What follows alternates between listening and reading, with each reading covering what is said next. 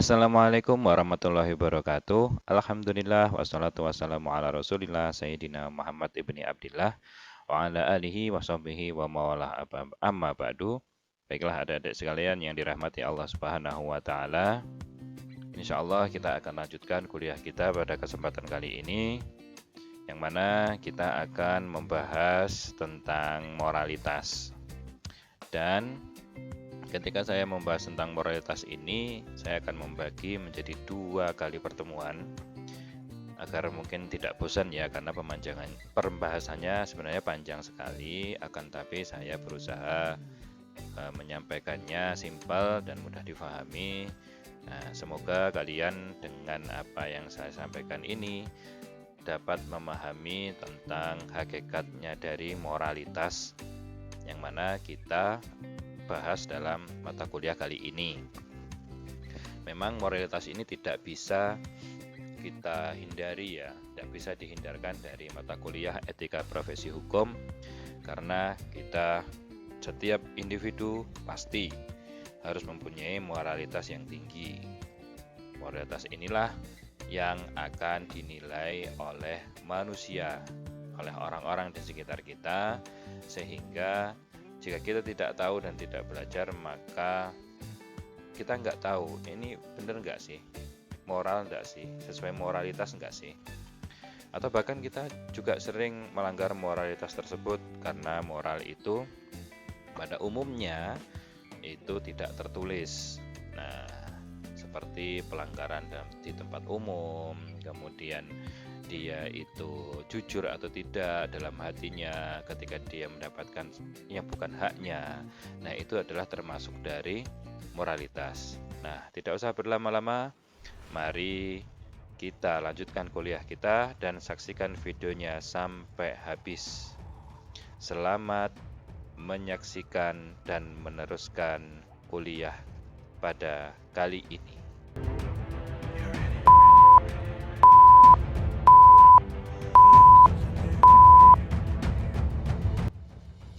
Tinjauan umum tentang moralitas bagian 1. Nah, kita akan terus melanjutkan kuliah, yaitu pembahasan tentang moralitas. Nah, jika kita berbicara tentang moralitas, maka yang akan kita bahas pasti itu ya adalah definisi ya. Apa itu moralitas? Moralitas adalah keseluruhan asas serta nilai yang berkenaan dengan baik dan buruk. Moralitas merupakan kualitas perbuatan manusiawi dalam arti baik atau buruk dan benar atau salah. Perbuatan manusia akan dikatakan baik jika motivasi, tujuan akhir, dan lingkungan perbuatan itu baik. Nah, moralitas mempunyai beberapa unsur pokok, yaitu kebebasan, tanggung jawab, suara hati, serta hak dan kewajiban. Jadi moralitas ini harus ada unsur-unsurnya ya. Nggak bisa langsung kita bilang ya, ini moralitas, ini masuk moral, ini masuk etika. Akan tapi ada unsur-unsur pokok yang dia itu menjadi satu kesatuan, dan itu nanti dapat disebut sebagai moralitas.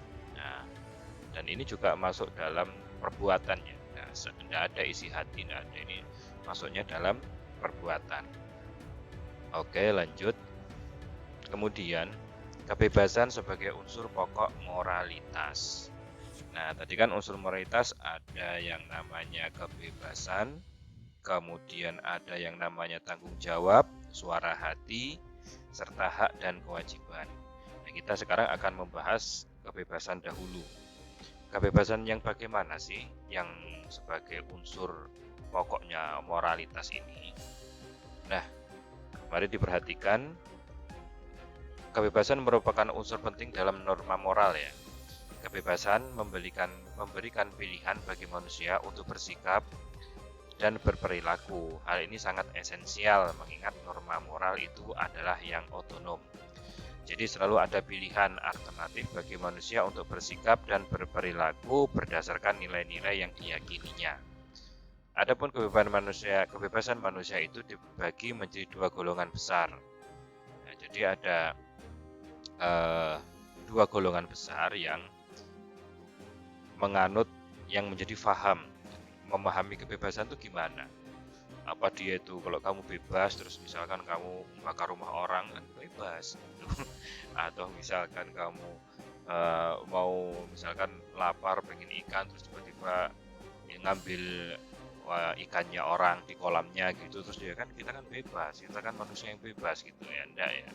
Nah, maka di sini ada dua pemahaman tentang bebas itu gimana sih. Nah, maka yang pertama kebebasan sosial. Nah, ini nomor dua ya, yang ke kotak diri. Yang kedua kebebasan sosial, yaitu kebebasan yang diterima dari orang lain yang berarti bersifat heteronom. Dan yang kedua kebebasan eksistensial. Nah, ada namanya kebebasan eksistensial atau kemampuan manusia untuk menentukan sikap dan perilaku dirinya sendiri yang berarti bersifat otonom. Nah, jadi yang namanya kebebasan itu dapat dikelompokkan menjadi dua ini ya. Dapat dikelompokkan menjadi dua ini. Maka ini saya kasih contoh misalnya, ini contohnya saja. Hubungan antara moralitas dan kebebasan itu dapat dilihat sebenarnya dilihat dari kehidupan sehari-hari ada ya banyak ya. Akan tetapi contoh misalkan saya makan di warung ya, makan di warung di depan kampus. Nah, saya misalkan harganya di warung itu makan dan minumannya itu 10.000 ya kan, 10.000. Kemudian saya menyodorkan uang itu 20.000. Akan tetapi penjual itu memberikan saya kembalian itu 15.000. Nah, 15.000. Nah, sejenak saya seneng dong, ya kan? Udah dapat makan, kemudian dapat potongan harga istilahnya gitu kan, lebih murah. Nah, tapi istilahnya di dalam hati nanti istilahnya ada teguran gitu loh. Nah, kita harus mengembalikan uang itu karena memang itu bukan hak kita. Nah, sebenarnya ada teguran. Memang ya kadang kalau orang yang istilahnya yang nggak mau yang mengabaikan teguran dalam hati itu ya sudah senang-senang aja, dia malah senang malah balik lagi makan di situ dan berharap dia lupa ngasih kembalian gitu ya. Nah, kenapa? Kalau tidak, pelayan restoran itu sendiri atau yang punya warung itu ya kan menanggung kerugian gitu loh. Maka saya sadar bahwa secara moral saya wajib untuk mengembalikan uang itu. Jadi kan istilahnya kita ini harus jujur gitu loh. Nah, apapun perbuatan yang tidak baik secara moral itu suara hati itu pasti ngasih tahu ini tidak baik, ini kamu tidak pantas kayak gini gitu loh ya. Akan tetapi ya karena tertutup nafsu, kemudian akal pikirannya sudah nggak jernih lagi, atau misalkan dia dan banyak faktor luar lah yang membatalkan hal tersebut. Nah, tetapi itu pasti disuarakan gitu ya, pasti dikasih peringatan gitu. Nah, maka yang ketiga, kotak ketiga itu kebebasan eksistensial ya, yaitu kemampuan manusia untuk menentukan sikap dan perilaku dirinya sendiri. Kebebasan eksistensial itu dibatasi 3 jenis, yaitu kebebasan fisik, kebebasan psikis, dan adanya perintah atau larangan normatif. Ya, contoh misalkan kebebasan fisik ya. Kebebasan fisik misalnya penumpang yang misalkan disandera ya dalam sebuah kapal laut misalkan atau pesawat, tentu tidak bisa dong dia bebas naik turun gitu kan, beli bakso dulu karena nunggu penyelamatnya masih lama, dia beli bakso dulu, kemudian atau dia kencing dulu ke toilet, kemudian mandi dulu, ya tidak bisa. Ini namanya batas kebebasan fisik. Kemudian kebebasan psikis. Nah, contohnya apa? Misalnya ada seorang anak ya di sekolahan atau di kampus, dia anak pelajar ini, maksudnya pelajar ini sering mendapatkan celaan atau hinaan dari orang tuanya. Nah, itu biasanya dia ragu-ragu dalam membuat keputusan itu. Jadi istilahnya dia itu dapat nilai jelek, dimarahin, dihina-hina, kamu nggak belajar, kamu main terus, misalnya gitu ya. Kemudian misalkan atau dia itu mendapat teguran dari sekolahan, terus kamu ini nakal, kamu, jadi istilahnya dia itu terus tidak ada baiknya gitu loh, tidak ada baiknya pada dirinya. Maka dia akan timbul sebuah sikap yang suka ragu-ragu. Saya ini benar enggak ya? Saya ini benar enggak ya? Itu. Maksudnya dia dari orang terdekatnya, ya dari orang terdekatnya sendiri itu selalu nggak senang dengan hasil yang dia dapatkan. Selalu nggak senang dan di matanya selalu salah. Misalkan, maka ini adalah maksudnya kebebasan psikis ya. Kemudian ada juga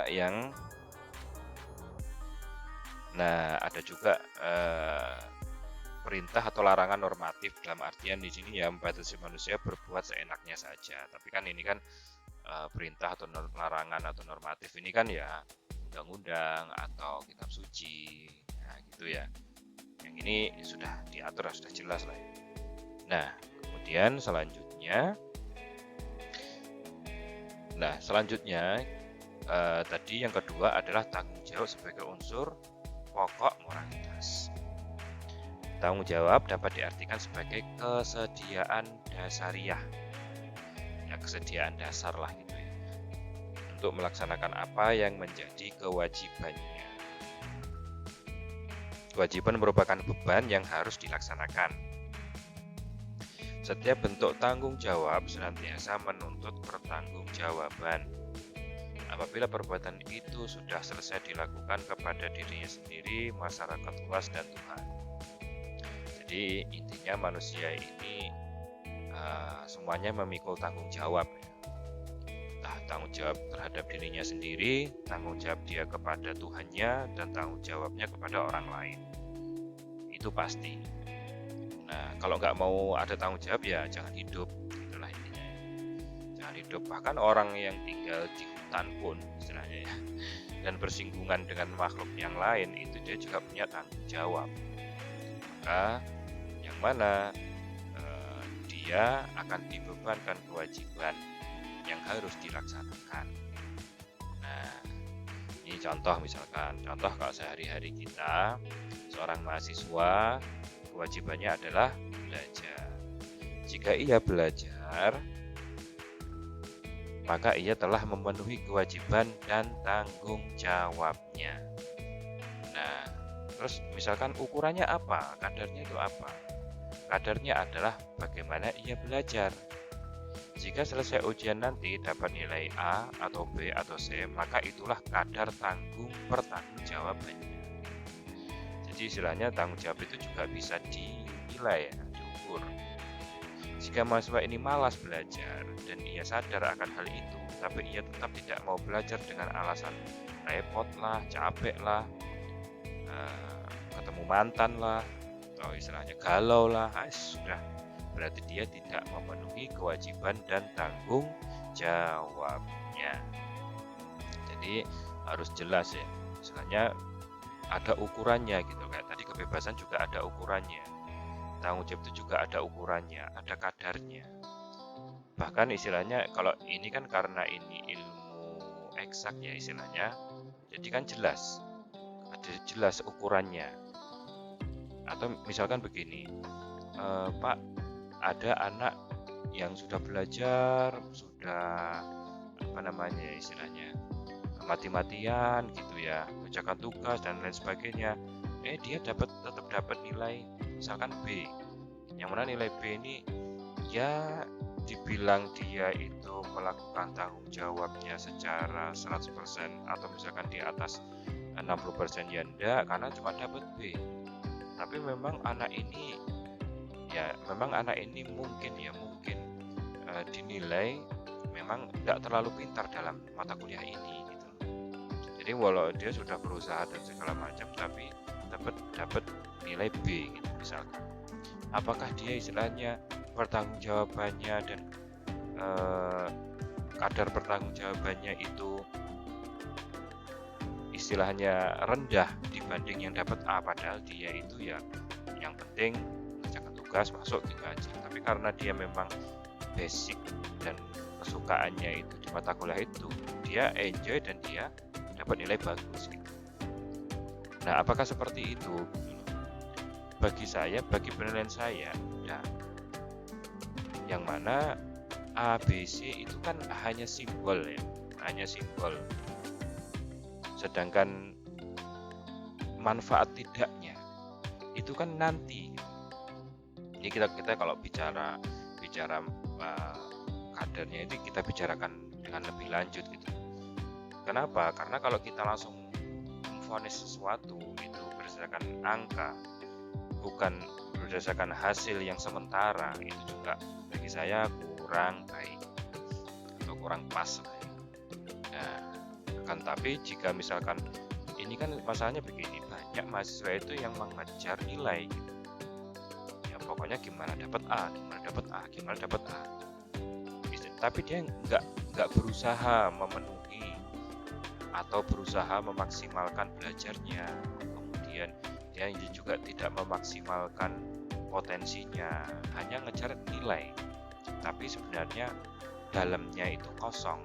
Akhirnya sama seperti tong kosong nyaring bunyinya, gitu ya, tong kosong nyaring bunyinya.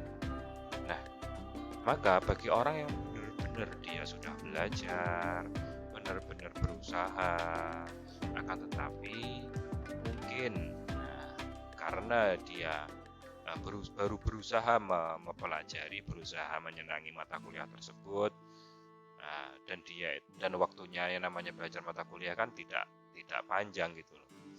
Ya, ternyata dia dapat nilai segitu, ya sudah tidak apa-apa. Akan tetapi bagi saya nilainya dia tetap lebih daripada yang istilahnya dia tuh hanya santai, yang penting dia lulus, ternyata misalkan dia dapat A.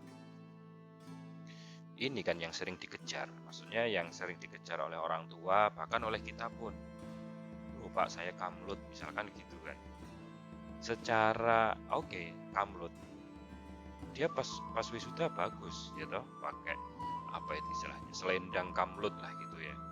Pakai selendang kamlut, kemudian dipanggil di depan, ya udah dapatnya itu sama ijazahnya kamlut. Nah, ternyata ya istilahnya yang masalah perilaku, masalah manfaatnya atau tidak ilmunya itu kan istilah lain lah ya. Akan tapi mengejar nilai itu ya juga bagus. Masalahnya kalau nggak ada motivasi begitu ya semuanya nggak usah belajar gitu loh. Mengejar nilai itu bagus, tapi itu bukan tujuan utama gitu loh ya, maksudnya bukan tujuan utama. Ngejar nilai bagus biar nilainya kita dapat A plus A atau A plus ya bagus, karena harus ada target yang dikejar.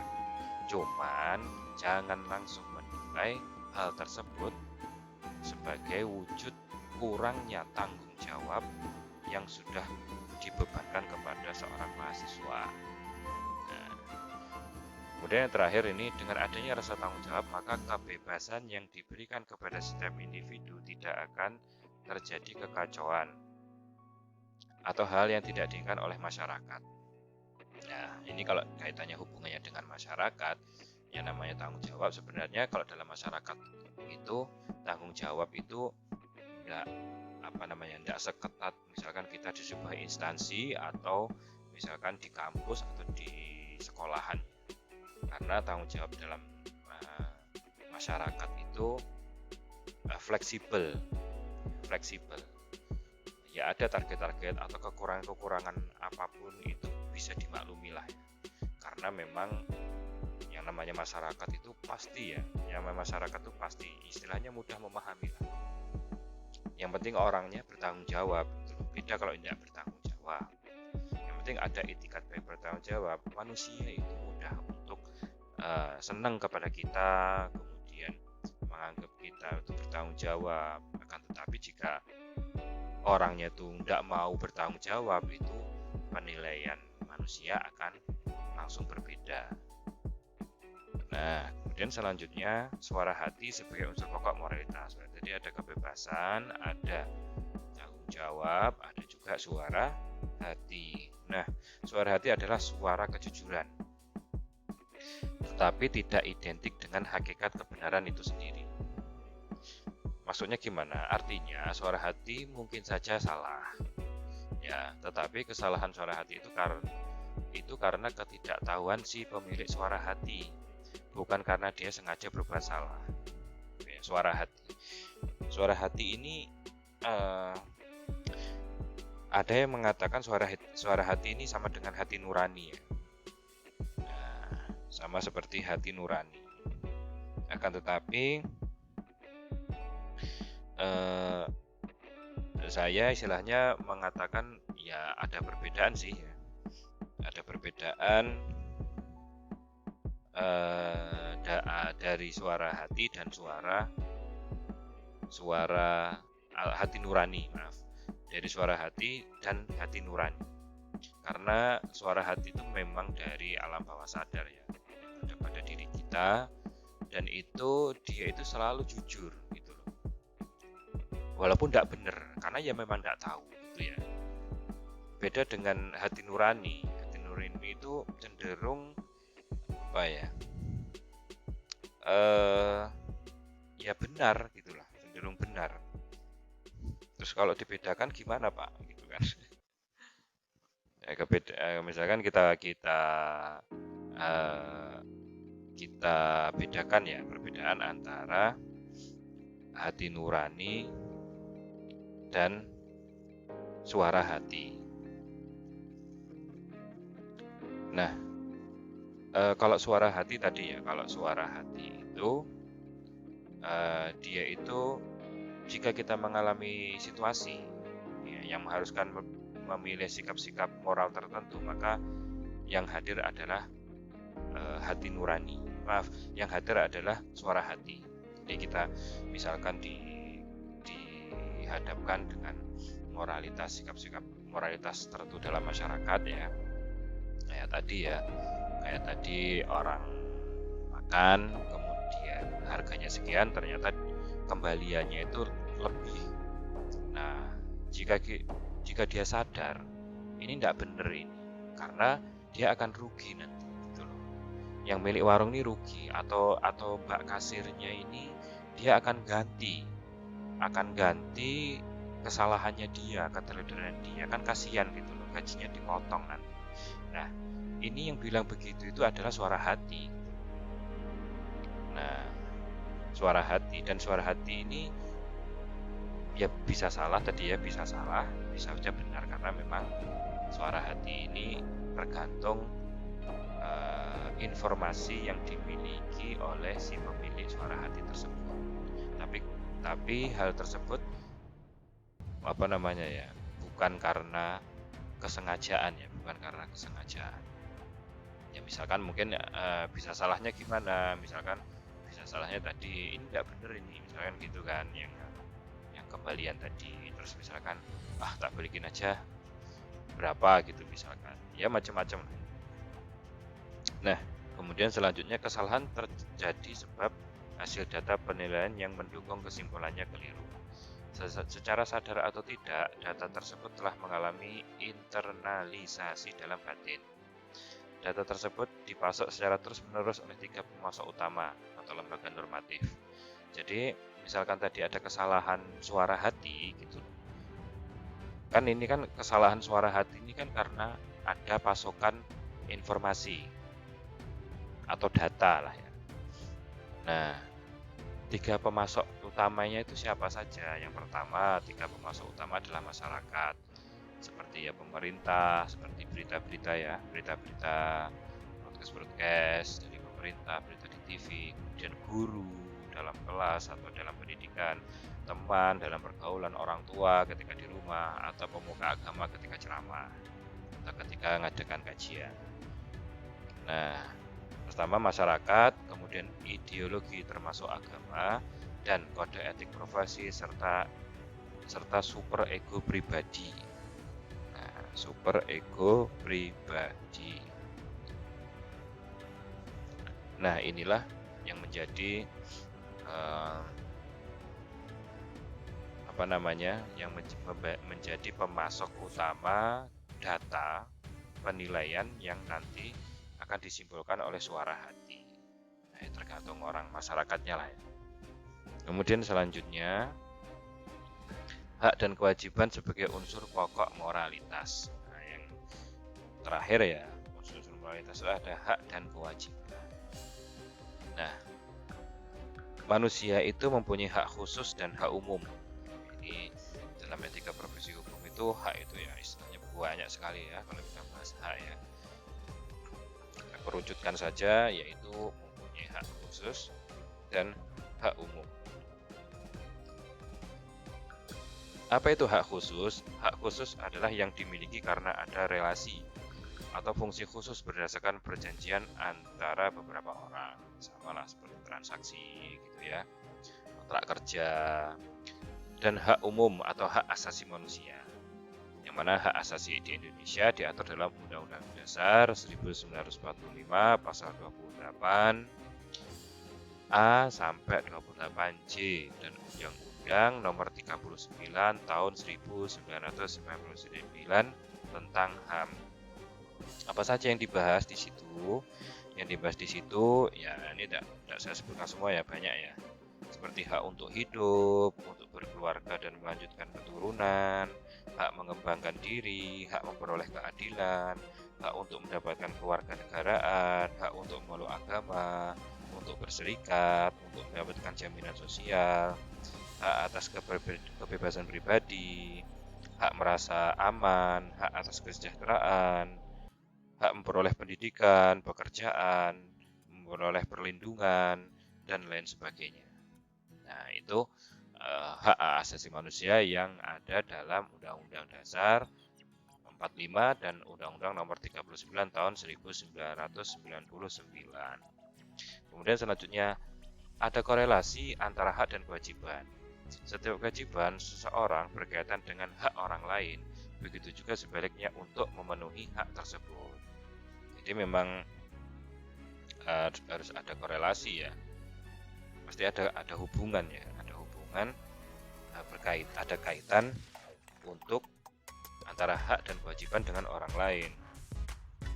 Nah, maka kewajiban warga negara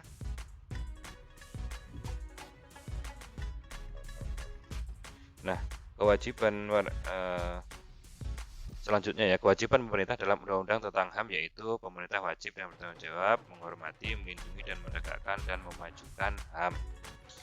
Nah, jadi istilahnya kewajiban warga negara dalam undang-undang tentang hak asasi manusia itu ada 3.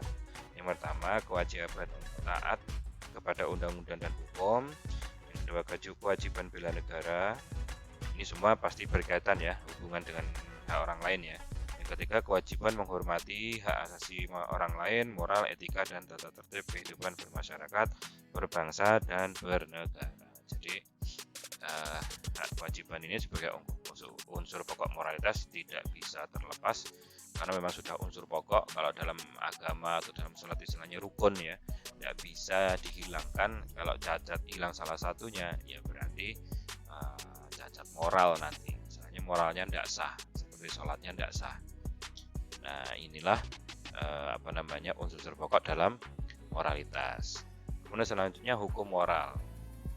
Nah, hukum moral apa itu hukum moral? Hukum moral adalah tuntunan perilaku manusia yang ditaati karena kesadaran yang bersumber dari hati nurani bertujuan mencapai kebahagiaan.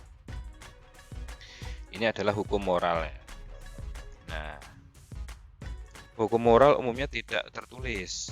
Nah, hukum moral ini umumnya tidak tertulis. Dalam arti luas seperti menghormati orang tua atau guru kan tidak tertulis tuh gimana cara menghormati. Beda dengan militer ya. Kalau militer menghormatinya kan hormat. Kalau kita hormat kepada guru kan tidak harus hormat.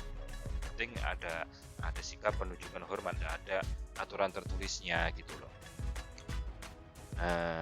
Tetapi jika ditulis dalam arti sempitnya kan ada yang umumnya nggak tertulis, ada yang tertulis. Tapi yang tertulis itu hanya untuk kejelasan dan ditaati kelompok masyarakat fungsional tertentu. Jadi memang untuk agar ditaati oleh kelompok masyarakat fungsional tertentu seperti notaris, kemudian dokter, dosen, atau di tempat umum atau berkaitan dengan tempat. Kalau tadi kan kelompok masyarakat fungsional, Kak, di tempat umum seperti ya ruangan ber-AC. Gimana moralnya di situ gimana, misalkan jangan merokok di situ, jangan merokok di taman gitu kan. Karena kan itu area umum, area publik yang dimana dapat diakses oleh siapa saja. Sedangkan misalkan merokok itu kan sebuah kebiasaan yang tidak semua orang suka gitu loh. Cuma ya kadang yang merokok ini lebih menang gitu kan kadang. Yang merokok ini lebih menang karena apa? Ya karena dia sudah duluan di situ gitu loh. Sudah tahu apa namanya? Sudah tahu ada orang rokok, ngapain di situ? Nah, itu ya. Nah, kemudian ciri utama hukum moral adalah keberlakuannya berdasarkan kesadaran subjek dan jika terjadi pelanggaran tidak ada sanksi tegas. Jadi ciri utama hukum moral itu. Nah, misalkan sampean ngerokok di taman gitu ya. Di Indonesia loh ya, ini konteks Indonesia ya. Kalau di luar negeri mungkin ada polisi yang menindak atau menegur lah ya. Nah, terus kemudian kalau ketemu sudah beberapa kali mungkin ada hukumannya. Tapi kalau dalam konteks Indonesia itu ya istilahnya ya jangan di situ aja, tidak enak gitu. Ciri utama hukum moral itu ya, keberlakuannya berdasarkan kesadaran. Nah, misalkan mabuk-mabukan di pinggir jalan itu kan ya istilahnya tidak, ya gimana ya, secara moralitas ya tidak bagus, mesti jelek. Nah, makanya jika terjadi pelanggaran tidak ada sanksi tegas, ya paling diusir gitu aja udah. Nah, itu hukum moral. Nah, hukum sebagai norma moral objektif. Nah, hukum itu juga sebagai norma moral objektif. Hukum kodrat yaitu tatanan moral yang muncul dari kodrat manusia sendiri maupun ciptaan lainnya. Nah, hukum kodrat ini dikenal melalui akal pikiran manusia. Kemudian yang kedua yaitu hukum yang diturunkan dari kitab suci. Nah, kalau hukum kodrat tadi kan keluar dari kodrat manusia sendiri ya, berarti sumbernya apa? Akal pikiran manusia. Tapi kalau hukum yang diturunkan dari kitab suci yaitu hukum yang menekankan ketaatan pada hukum kodrat agar manusia mengetahui lebih jelas tentang apa yang diajarkan kitab suci mengenai kodratnya sebagai makhluk. Nah, kalau hukum kitab suci ini ya wahyu ya, nggak bisa diganggu gugat. Ya istilahnya kalau hukum dari kitab suci, dari Al-Quran atau dari agama lain itu kan membahasnya tidak hanya perilaku semata ya, tapi kan ya masalah hati, masalah keyakinan itu berbeda lagi gitu loh. Nah, maka istilahnya ya kalau hukum positif ya hanya menyentuh bagian kulit aktivitas manusia bila dibandingkan dengan hukum ini. Ya istilahnya ini kan sebagai norma moral objektif, jadi ya ada hukum kodrat, ada hukum yang diturunkan dari kitab suci, kemudian ada hukum manusiawi. Apa itu hukum manusiawi? Yaitu yang dibuat manusia, sumber utamanya adalah kekuasaan manusiawi seperti hukum positif. Nah, kalau ini kan kalau hukum positif ini kan berdasarkan perumusan para ahli di bidangnya gitu. Dan memang sengaja diatur dan dibuat sesuai konteks keindonesiaan sesuai tatanan masyarakat dan sosiokultural yang terjadi di masyarakat kita. Nah, selanjutnya adalah hubungan antara moral dan agama. Agama mempunyai hubungan erat dengan moral, jelas. Sebab setiap agama mengandung ajaran moral, semua, tidak ada terkecuali ya, semua agama. Nah, entah ini jika dinisbahkan kepada agama loh ya. Tapi kalau istilahnya kepercayaan dianggap agama, mungkin ada diskusi lagi gitu ya, dengan kepercayaan apa gitu kan. Jadi dimasukkan ini agama juga, walau alam kalau yang itu. Nah, tetapi agama-agama yang ada di Indonesia misalkan ini yang diakui di Indonesia ini itu pasti mengandung ajaran moral. Agama merupakan pernyataan orang yang beriman kepada Tuhan. Sedangkan ajaran moral dalam agama meliputi dua macam norma. Jadi kan memang kalau orang itu ngaku beragama, dia kan berarti menyatakan dirinya beriman karena dia beragama. Sedangkan ajaran moral dalam agama meliputi dua macam norma, yaitu yang pertama norma yang berkaitan dengan ibadah. Ya kalau dengan ibadah ya tidak bisa, maksudnya sudah punya aturan sendiri-sendiri gitu ya. Di Islam bagaimana, di Kristen bagaimana, di Buddha gimana, di Hindu gimana, karena sudah berkaitan dengan ibadah dan itu punya ranah masing-masing. Yang kedua, norma etis yang berlaku umum mengatasi perbedaan agama. Jadi ini nilainya itu berlaku umum dan semua agama itu istilahnya pasti ya, pasti mengajarkan ini, seperti larangan dalam sesuatu yang tidak baik, seperti dilarang membunuh, berdusta, mencuri dan lainnya, yang pasti semua agama melarangnya. Semua agama melarang. Coba agama ini misalkan membolehkan dusta dengan ini. Nah itu adalah aturan pengecualian. Tapi secara umum mencuri, berdusta itu ya dilarang. Nah, selanjutnya moral memperoleh daya ikat dari agama. Moral ini kan memperoleh daya ikat dari agama. Agar kewajiban moral benar-benar mengikat, maka perlu dipercaya ganjaran Tuhan atas perbuatan baik, yaitu pahala, dan hukuman atas perbuatan buruk, yaitu dosa. Jadi moral ini akhirnya memperoleh daya ikat dari agama karena apa ya itu? Kalau mau ini ya berpahala, kalau enggak ya dapat dosa. Walaupun manusia terbebas dari jeratan hukum manusia, tapi ia tidak akan terbebas dari pengadilannya Tuhan. Nah, dia kan merasa enjoy aja, misalkan ya begini tadi, merokok di tempat umum, maksudnya tempat umumnya itu yang mana itu harus steril ya, dan dijangkau anak-anak, orang tua gitu ya,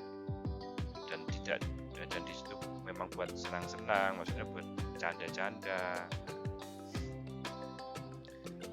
Meskipun banyak manusia yang mengabaikan agama, bukan berarti mereka menolak moralitas. Jadi walaupun orang nggak beragama, katakan ateis ya, itu bukan berarti mereka menolak moralitas. Karena sebenarnya orang ateis itu ya punya agama, agamanya itu ya akalnya itu, hanya ya akalnya sendiri. Nah, karena mereka merasa semua kebutuhan lahiriahnya itu sudah terpenuhi dengan akal mereka. Kan beda orang yang istilahnya kebutuhan batinnya itu belum terpenuhi. Tapi kalau orang nggak menghiraukan kebutuhan batin, ya berarti kebutuhan akal sudah merasa terpenuhi. Kalau dia merasa terpenuhi, ya sudah nggak butuh agama gitu loh, karena sudah terpenuhi semua. Ya nggak percaya akhirat misalnya, nggak percaya dosa, nggak percaya pahala, karena ya nggak ada wujudnya itu. Gitu loh, taunya dia ya yang penting aku makan, dapat tempat tinggal, kebutuhan seksnya terpenuhi, pengen apa keturutan, ya udah itu aja. Nah, meskipun maka akhirnya orang beragama sudah pasti bermoral. Jadi orang yang dia menjalankan agama dengan baik, menjalankan agamanya dengan baik, beriman kepada Tuhannya, menjalankan agamanya dengan baik, menjalankan ajaran-ajaran dari agamanya, nah maka dia dapat dipastikan orang yang bermoral. Tetapi orang bermoral belum tentu mengamalkan agamanya. Ini quotes-nya terakhir ya. Jadi orang bermoral belum tentu mengamalkan berdasarkan agama. Karena moral itu adalah nilai-nilai universal lah intinya, yang hampir ada dalam setiap agama. Nah, demikian yang dapat saya sampaikan. Jangan lupa like, subscribe, dan komen. Dan semoga kalian selalu sehat walafiat. Demikian, Assalamualaikum warahmatullahi wabarakatuh.